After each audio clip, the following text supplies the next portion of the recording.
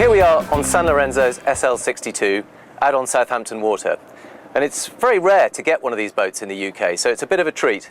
So let me show you a little bit around the boat. A fairly classic Italian styling flybridge, really nice details like this teak table that, rather than just folding out as it might on a regular British flybridge, it's got this nice little detail where the actual teak slats slide out.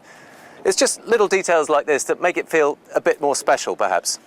So let's go and take a drive and see what it's like. So here's the helm.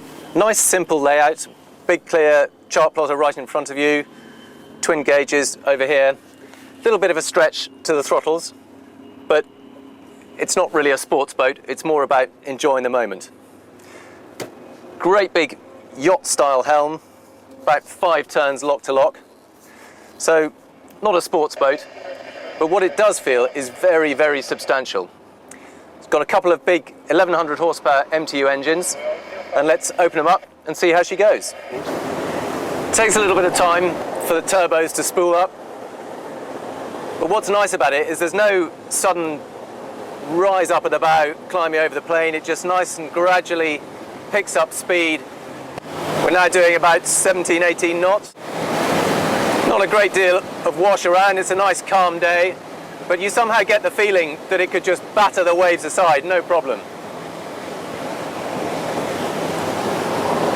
Handling is actually fairly responsive. It's not in a sports boat kind of way, but in a nice, predictable, smooth manner. A little bit of lean, quite decent turn. Doesn't feel like the rudders are going to stall at all. Just a really nice, solid, predictable boat. The saloon of the SL62 has a rather nice, almost old school vibe to it. You won't see any exposed GRP or fancy shapes. It's just a nice, simple design with big windows, really good quality woodwork, a couple of quite tall steps up to the separate dining area. But again, it's a really good big dining table, a couple of pull-out stools underneath. So it's like you've got 2 totally separate spaces rather than a single big open plan area. Well, here we are in the owner's cabin of the Sanlorenzo SL62, and as you've just seen, one of the more remarkable features is a full-size walk-in wardrobe. It's not often you get something quite that special. The cabin itself is verging on the slightly plain, but that's not a bad thing. It means that you really appreciate the space.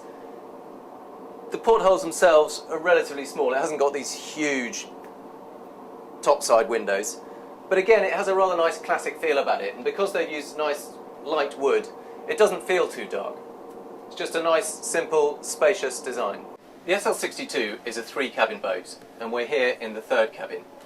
As you can see, it's a fairly nice layout. It's a standard twin layout, so it's not a bunk bed. You get 2 proper beds, and the standard of finish again is very nice. You've just got these nicely done cupboards, little reading lights. You can have different finishes to the wood, but the layout is fairly standard. So you could, for example, have a more glossy finish to this or a darker wood.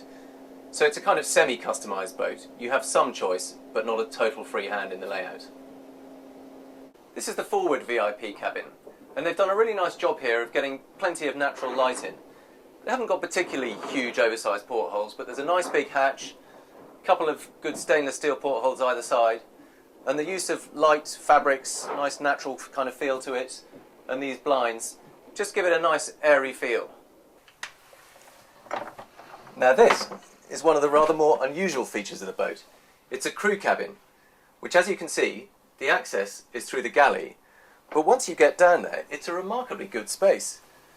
There's 2 bunk beds down there, a really decent sized heads compartment, and it's all nicely finished, so you really could use it as an extra cabin for kids or guests, not just the crew themselves.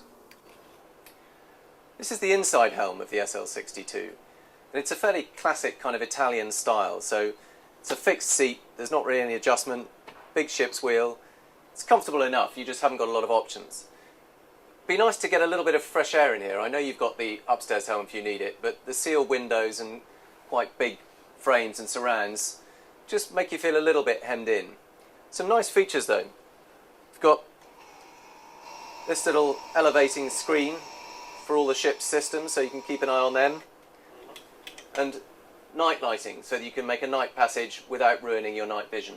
And opposite the helm is a rather nice little dinette area. It's not a full-size space, but for having your coffee in the morning, having a couple of friends sitting alongside so they can enjoy the passage, it's a nice feature to have.